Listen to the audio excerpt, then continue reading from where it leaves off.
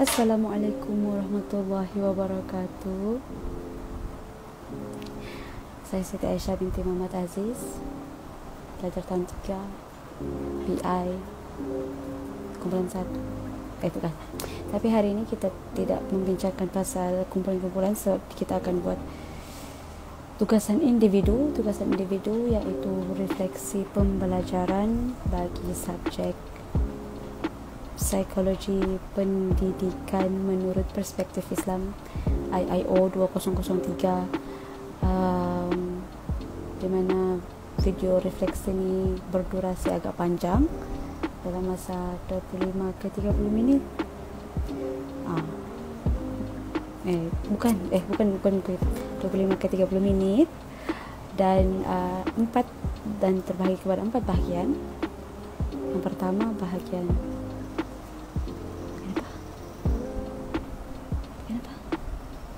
kejap. Bahagian pertama, pengertian psikologi pendidikan berdasarkan tokoh-tokoh Islam. Bahagian kedua, matlamat pendidikan menurut tokoh-tokoh Islam. Bahagian ketiga, pertumbuhan individu menurut Islam. Bahagian keempat, perkembangan personality dan tingkah laku individu menurut Islam.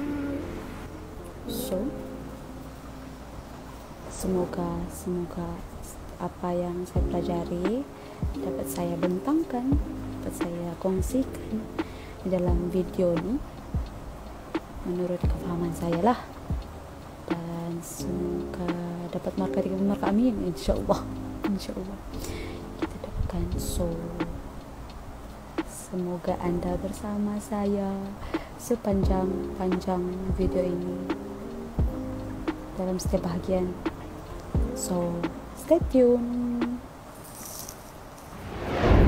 Assalamualaikum warahmatullahi wabarakatuh. Seperti mana yang saya telah bicarakan tadi, bahawa video ini terbahagi kepada 4 bahagian, di mana storyboard yang disediakan terdiri daripada 4 bahagian, iaitu yang pertama adalah pengertian psikologi menurut tokoh-tokoh Islam. Yang kedua adalah matlamat pendidikan menurut tokoh-tokoh Islam. Bahagian yang ketiga adalah pertumbuhan individu menurut Islam, dan bahagian yang keempat, iaitu bahagian terakhir, adalah perkembangan personality dan tingkah laku menurut Islam.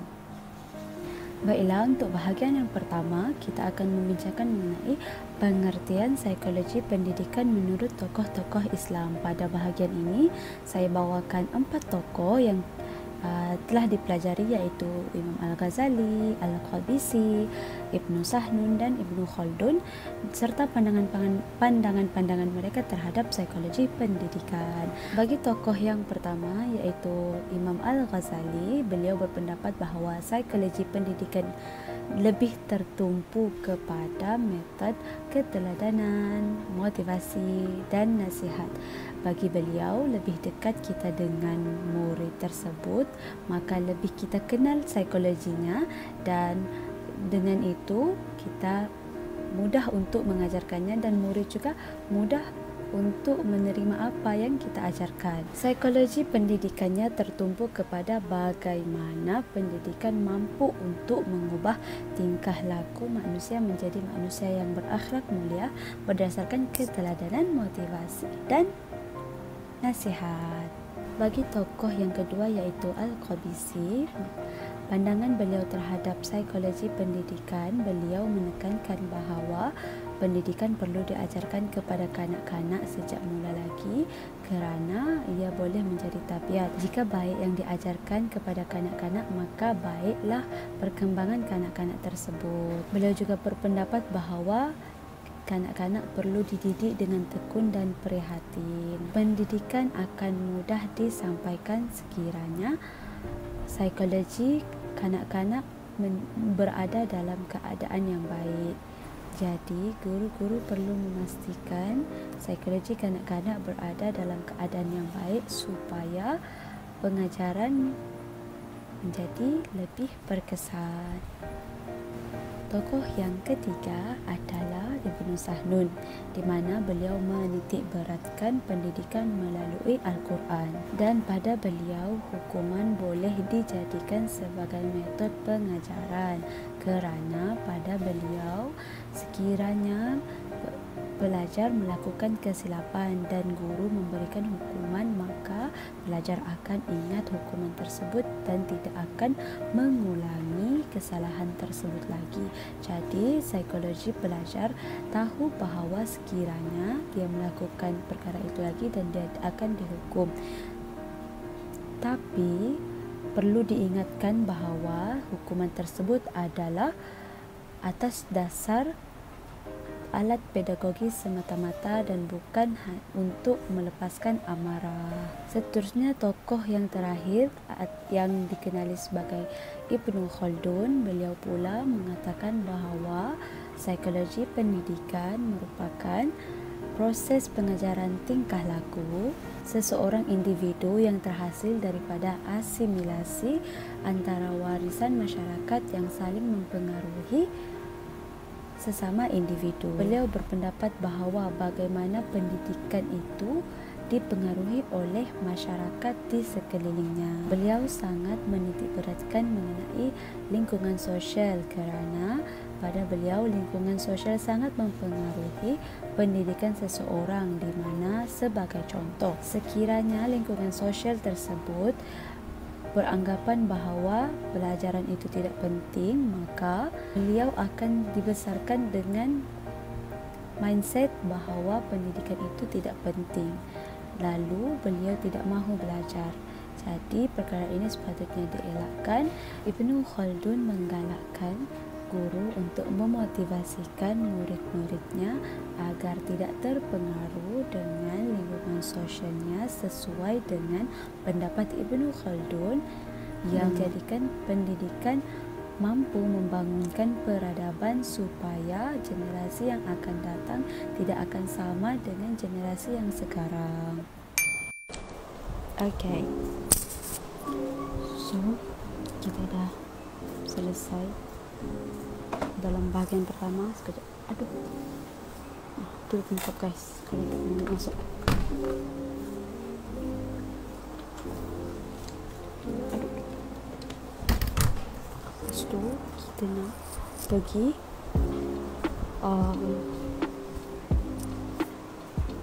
apa kalau masa semenjak kalau kita orang panggil pungut kain, kalau ambil kain ampayan, tak tak tahu dah masa-masa macam kita pergi ambil kain disebabkan atas dasar-dasar pribadi tidak boleh melihat kain-kain yang digantung walaupun banyak penuh guys. Okay, kita kena berhati-hati. Okay, fokus kepada saya saja. Okay, kita pergi. Mana kainku? Mana kain? Okay.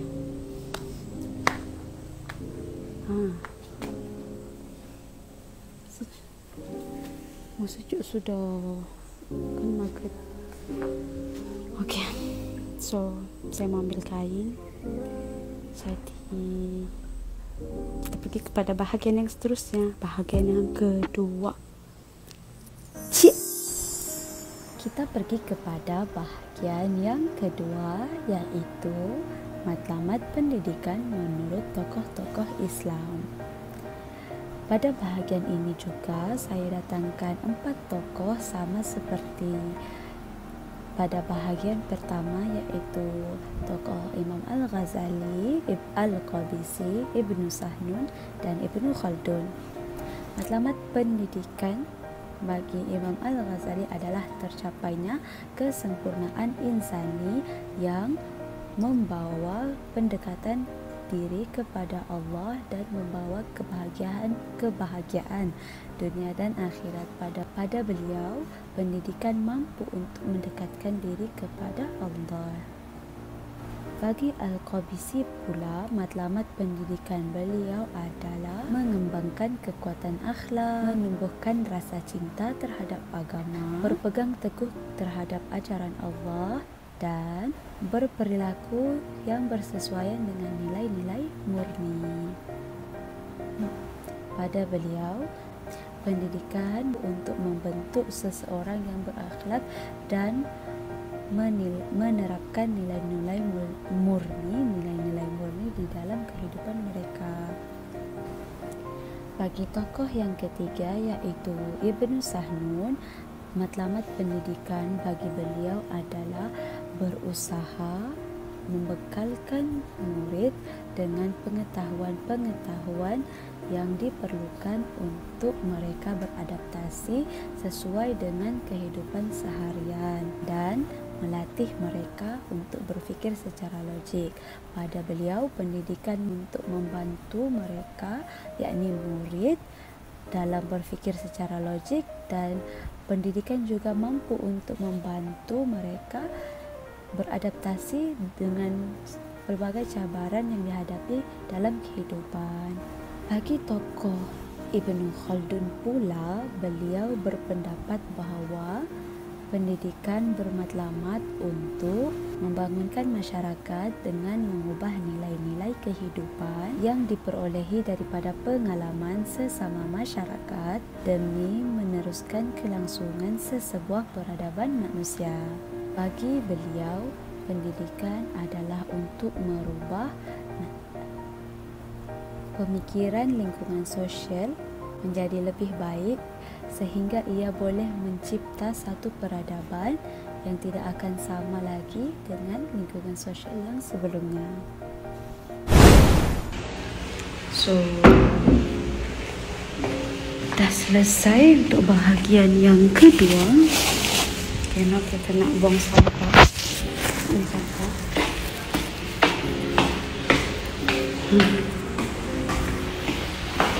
So, kita pergi kepada bahagian yang ketiga. Seterusnya kita pergi kepada bahagian yang ketiga, iaitu pertumbuhan individu menurut Islam. Di dalam bahagian ini saya akan membincangkan tentang apakah yang dimaksudkan dengan pertumbuhan dari segi Islam dan fasa-fasa pertumbuhan menurut konsep Islam. Perkembangan atau development adalah pola perubahan yang bermula sejak pembuahan yang berlanjutan sepanjang kehidupan. Maksudnya ialah perkembangan adalah proses pertumbuhan yang berlaku sejak awal pembuahan atau awal kehidupan sehingga ke akhir kehidupan. Menurut konsep Islam, fasa-fasa pertumbuhan individu terbahagi kepada 5, yang di mana fasa tersebut adalah fasa bayi, fasa kanak-kanak atau tufulah, fasa tamyiz, fasa amrad dan fasa taklif.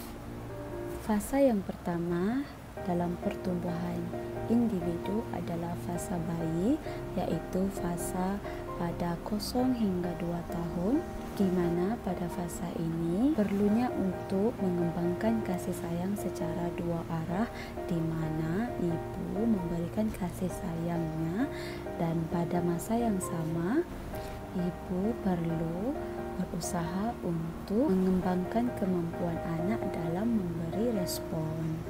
Contohnya, ibu sentiasa berkomunikasi dengan anak. Sekiranya anak bersin, ibu mengatakan Alhamdulillah.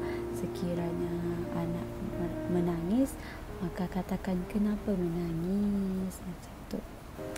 Ajak kanak-kanak tersebut berkomunikasi dengan bahasa yang betul, kerana kajian mengatakan bahawa akan lebih cepat bercakap sekiranya mereka didedahkan dengan bahasa yang sebetulnya. Hal ini disebabkan mereka tidak mengalami kekeliruan bahasa.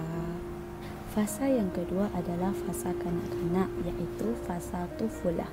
Fasa ini terdiri daripada kanak-kanak yang berumur 2 hingga 7 tahun.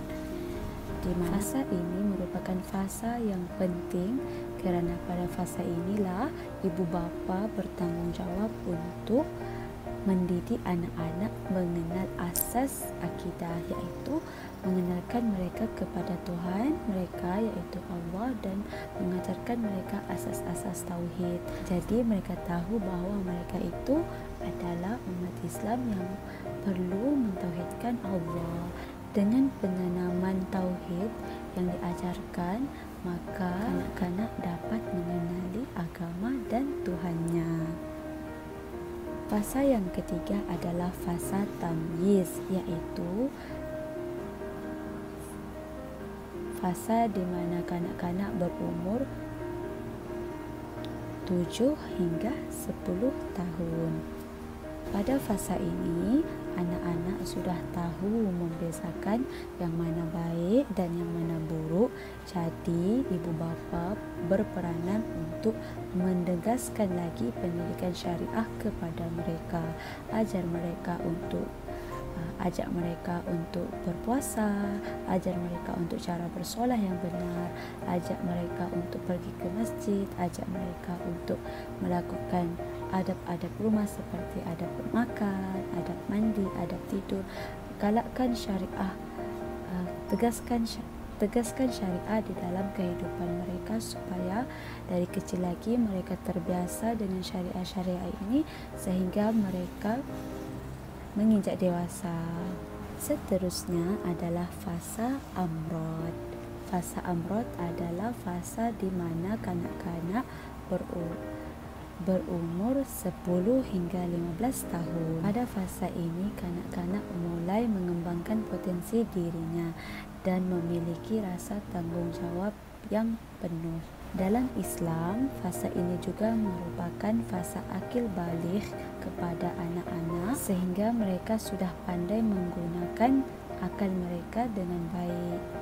Pada fasa inilah anak-anak mula berdikari dan cuba memahami diri sendiri. Fasa yang terakhir adalah fasa taklif, iaitu pada umur 15 tahun sehingga 18 tahun. Pada fasa ini anak seharusnya sudah sampai pada titik taklif, iaitu rasa bertanggung jawab, bukan sahaja tanggung jawab terhadap diri sendiri tetapi tanggung jawab terhadap keluarga, tanggung jawab terhadap masyarakat, tanggung jawab kepada kawan-kawan dan sekeliling. Bagi lelaki, fasa ini setidaknya paling lambat dicapai pada umur 18 tahun, manakala bagi perempuan adalah pada umur 17 tahun.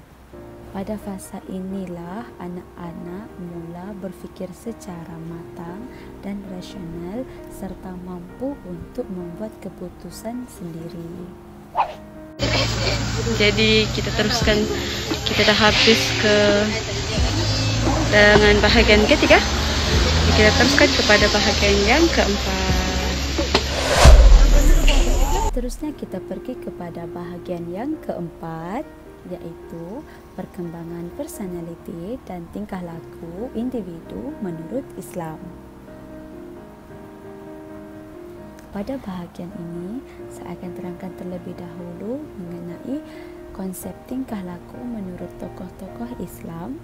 Kemudian saya akan terangkan mengenai bagaimana pendidikan sangat memainkan peranan dalam pembentukan personaliti dan tingkah laku manusia. Semua tingkah laku yang ditunjukkan oleh individu sama ada baik atau buruk berpunca daripada aspek rohani seseorang yang melibatkan pembentukan dan pendidikan hati. Menurut Islam, hati perlu disuburkan dengan ajaran wahyu dan ia perlu dibina dan disuburkan atas landasan iman dengan tuntutan akidah Islam yang benar. Ibnu Qayyim berpendapat bahawa terdapat 3 jenis hati, iaitu hati yang tenang dan tentram dan hati yang sakit. Seterusnya adalah hati yang mati. Hati yang tenang dan tentram adalah hati yang disuburkan dengan akidah dan iman. Hati yang sakit pula adalah hati yang dicemari dengan perkara-perkara dosa, manakala hati yang mati itu adalah hati golongan yang tidak beriman kepada Allah. Al-Qardawi pula menyatakan bahawa melalui tauhid yang suci, dari unsur-unsur negatif yang dicapai dalam kehidupan seseorang atau masyarakat, ianya akan mendatangkan sebaik-baik hasil dan kesan dalam kehidupan. Terusnya beralih kepada bagaimana pendidikan berperanan penting dalam membentuk personaliti dan tingkah laku individu menurut Islam. Dalam Islam, pendidikan tidak tertumpu kepada latihan fizikal semata-mata, tetapi emosi dan akal juga perlu dilibatkan. Pembentukan tingkah laku dan sikap perlu dilakukan sejak kecil lagi kerana ia mempengaruhi personaliti dan kepribadian seseorang apabila ia meningkat dewasa. Dan asas yang paling penting dalam acuan pembentukan tingkah laku adalah ibu bapa individu sendiri. Ibu bapa lah yang bertanggungjawab untuk membentuk anak-anak mereka menjadi seorang yang berakhlak mulia. Perkara pertama yang perlu diajarkan oleh ibu bapa kepada anak-anak adalah pengenalan kepada Allah. Mereka perlu menanamkan dalam diri anak-anak mereka bahawa Allah adalah pencipta sekalian alam. Lalu apabila anak-anak sudah didedahkan tentang akidah, iaitu pengenalan terhadap Allah, maka barulah ibu bapa pergi ke peringkat seterusnya, iaitu mengajarkan nilai-nilai yang berkaitan syariah dan akhlak. Kaedah pembentukan dan didikan oleh ibu bapa tersebut perlulah berlangsung secara berhikmah, berterusan, gigih dan tidak berputus asa. Cara yang paling mudah dan natural untuk ibu bapa dalam membentuk sikap anak-anak adalah dengan cara mereka berkomunikasi. 6 kaedah berkomunikasi yang boleh disenaraikan adalah panggilan, pelambangan, pengulangan, penjelasan, memberikan perhatian dan model ikutan. Dari aspek panggilan, di mana ibu bapa menggunakan panggilan yang baik dan manja kepada anak-anak. Dengan itu mereka akan merasa disayangi, dan apabila mereka merasa disayangi, mereka akan lebih mudah untuk mendengar kata dan lebih mudah untuk melentur sikap mereka.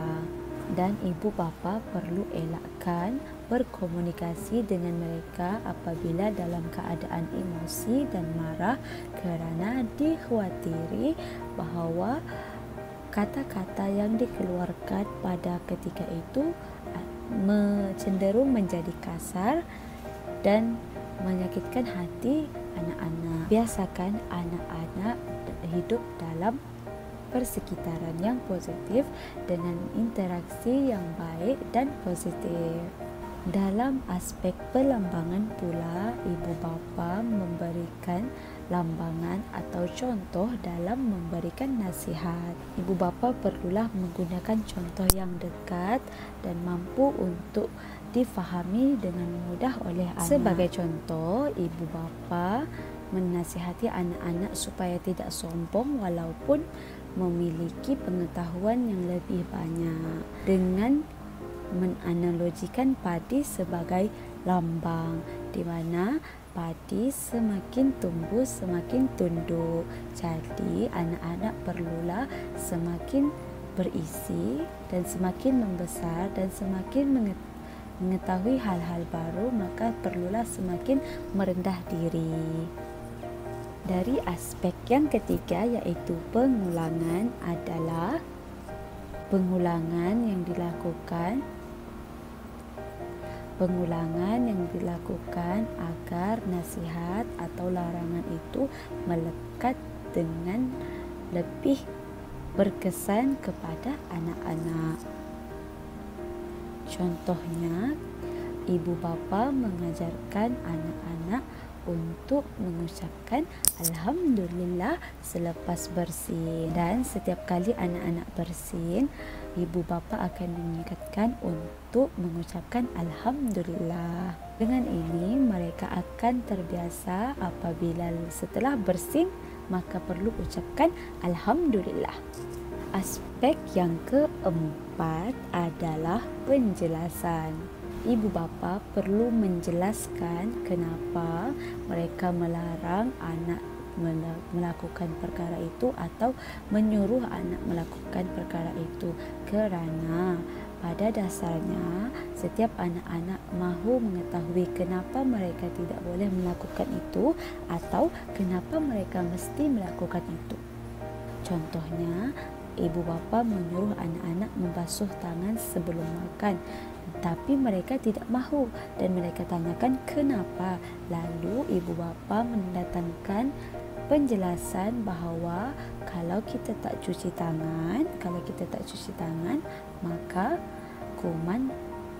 kita akan makan bersama kuman dan kuman akan menyebabkan kita sakit perut lalu sakit. Ataupun dari penerapan akhlak pula, ibu bapa menerapkan sentiasa mengingatkan anak-anak untuk membaca doa sebelum makan, kerana dengan hujah bahawa kalau kita makan tak baca doa, kita akan makan dengan syaitan. Jadi anak-anak jelas tentang kenapa mereka perlu melakukan itu atau kenapa mereka perlu tinggalkan perkara itu. Aspek yang kelima adalah memberikan perhatian. Dalam aspek ini, ibu bapa perlu mengambil tahu dan prihatin terhadap kelakuan atau keadaan anak seharian. Contohnya, apabila anak bergaduh dengan adik-adik, maka perlu ditanya kepada anak tersebut kenapa bergaduh dan dengarkan sebab dan alasan yang dinyatakan oleh anak tersebut, kerana dengan mendengar sahaja mereka merasakan bahawa mereka didengari.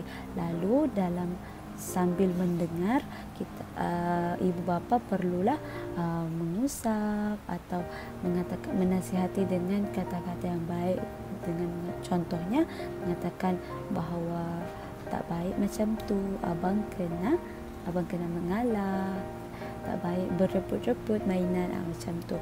Ibu bapa perlu menyentuh hati mereka supaya mereka merasa lebih disayangi, dan itulah tanda ibu bapa care dan perhatian kepada mereka. Seterusnya, bagi aspek yang terakhir adalah model ikutan. Ibu bapa menjadi contoh kepada anak-anak. Apa yang kanak-kanak lihat, apa yang kanak-kanak dengar dan apa yang kanak-kanak perhatikan akan mempengaruhi sikap mereka. Sebagai contoh, bapa selalu malas dan tidak membantu dalam melakukan kerja-kerja rumah, dan anak yang melihat bahawa bapaknya malas dan tidak membantu ibunya dalam mengemas rumah, maka anak tersebut mengatakan bahawa tidak mengapa, bapa pun melakukan begitu, jadi tak salah untuk saya melakukan begitu.